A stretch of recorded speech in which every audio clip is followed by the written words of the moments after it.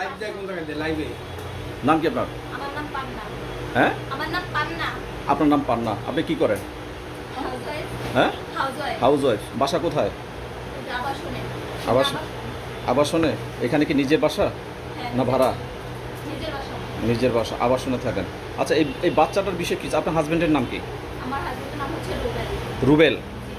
আচ্ছা, হাজবেন্ড কি করে? আমার হাজবেন্ডের এখানে দোকান আছে। কিসের দোকান? মুদি দোকান। মুদি দোকান আছে, মুদি দোকান করে। রুবেলের মুদি দোকান বলে সবাই চিনে? রুবেলের মুদি দোকান বলেন বা বিকাশ দোকান বলেন সবাই চিনে। মুদি দোকান, বিকাশ দোকান বলে সবাই চিনে। সবাই চিনে। আচ্ছা, এই বাচ্চাটা আপনি কিভাবে পেয়েছেন? কিভাবে যে আমি গত 3-4 দিন যাবত শুনছি যে ও একটু জোরে বলেন। এখানে নাকি ও 3-4 দিন যাবত ঘোরাঘুরি করতেছে, বৃষ্টিতে ভিজতেছে। আমার হাজবেন্ড আজকে দোকান খোলা করে আমাকে জানায় যে এই বাচ্চাটাকে এখানে দেখা যাচ্ছে। তারপর আমি বাসা থেকে আসি, এসে ওকে নিয়ে যাই। আচ্ছা। নিয়ে ওকে ফ্রেশ করাই দেই, আচ্ছা। যাওয়ার পরে খাওয়াই, ওষুধ খাওয়াই, তারপর আমি আবার থানায় নিয়ে আসি। নিয়ে আসার পর আমাকে বলে যে আমার কাছে নিয়ে রাখার জন্য।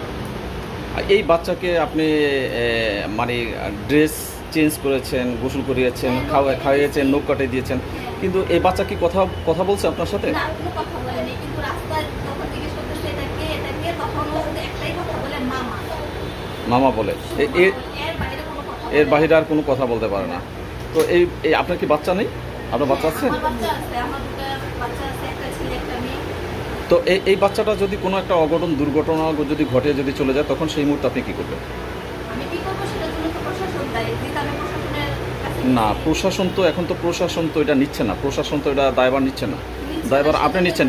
সেটা কি প্রশাসনকে আপনাকে কোনো ধরনের সাপোর্ট দিবে যে এটা কোনো কিছু হয়েছে? বাচ্চা তো কথাই বলতে পারে না, সেক্ষেত্রে আপনি বলতে পারে না। তার আমার কথা হচ্ছে যে বাচ্চাটা কথা বলতে পারে না, ওরা যদি আমার একটা দায়ভার নাই নেয় তাহলে একটা ব্যবস্থা করে দিই, তারা তো সেটা করে দিল না। তাহলে আপনি কি করবেন? এখন আমি কি করবো? আমি তো আর এই বাচ্চাটাকে ছেড়ে দিতে পারি না, যেহেতু সে কথা বলতে পারে না, একটা মেয়ে মানুষ, আমি তার রাস্তাঘাটে ছেড়ে দিতে পারি না। আপনি বাচ্চার দায়ভার নিয়েছেন তাহলে? নিচ্ছি, এখন কি করবো? কেউ যদি নেয় না, কেউ নেওয়া উচিত ছিল, কিন্তু কেউ যদি নিচ্ছে না। 4 দিন যাবো সে বৃষ্টিতে ভিজতেছে, কেউ তো নিল না তার দায়িত্ব। এই বাচ্চা আপনি যদি রাখতে যান আপনার কাছে, সেই ক্ষেত্রে থানার থেকে একটা পারমিশন লাগে। পারমিশনটা কি? পারমিশনটা হচ্ছে এই বাচ্চাটা নিচ্ছেন, সেখানে একটা এফিডেভিট করতে হবে যে বাচ্চাটা আমি পেয়েছি। সেটা আপনি কিছু করেছেন কিনা? আমি থানায় গেছি, থানায় জানাইছি। জানানোর পরে তারা আমাকে একটা ফোন নাম্বার দিচ্ছে, একটা কনস্টেবল হোক বা ওসি, আমি সেটা জানি না কার নাম্বার দিচ্ছে, আমাকে একটা নাম্বার দিচ্ছে আর আমার ফোন নাম্বারটা রেখে দিচ্ছে। কাগজে কোনো লিখিত দিয়েছে আপনাকে যে বাচ্চা কি আসা বিষয় কোথায়? আমাকে কোনো লিখিত দেয় নাই, কিন্তু ওরা লিখিত রাখছে যে ভিকটিম আমার কাছে আছে, আমার নাম পান্না, আমার ফোন নাম্বারটা রাখছে।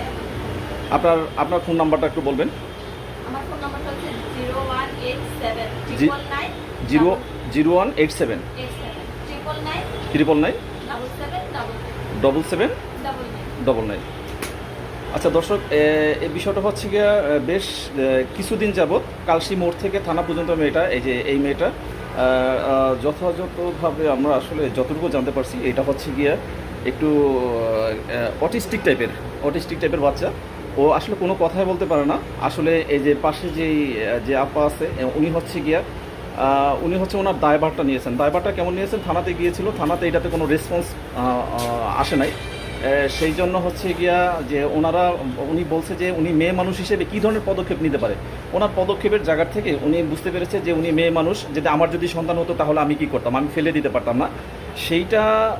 সেইটা সম্পূর্ণ চিন্তাধারা করেই উনি ওকে আশ্রয় দিয়েছে। ইভেন হচ্ছে গিয়া এই মেয়েটার জন্য মেয়েটাকে যদি কেউ চিনে থাকেন, তাহলে ওনার সাথে যোগাযোগ করেন। ওনার ফোন নাম্বারটা আমরা পূর্বে বলে দিয়েছি। অথবা পল্লবী থানাতে এসে শুধুমাত্র এই মেয়েটার নাম বলতে পারছে কি? নাম বলতে পারে না। আচ্ছা, ওনাদের নাম্বারটা আমরা রেখে দিয়েছি, আমরা ডেসক্রিপশনে দিয়ে দিব ওনার নাম্বার। এই নাম্বারে যোগাযোগ করলে এই মেয়েটাকে পেয়ে যাবেন। ধন্যবাদ।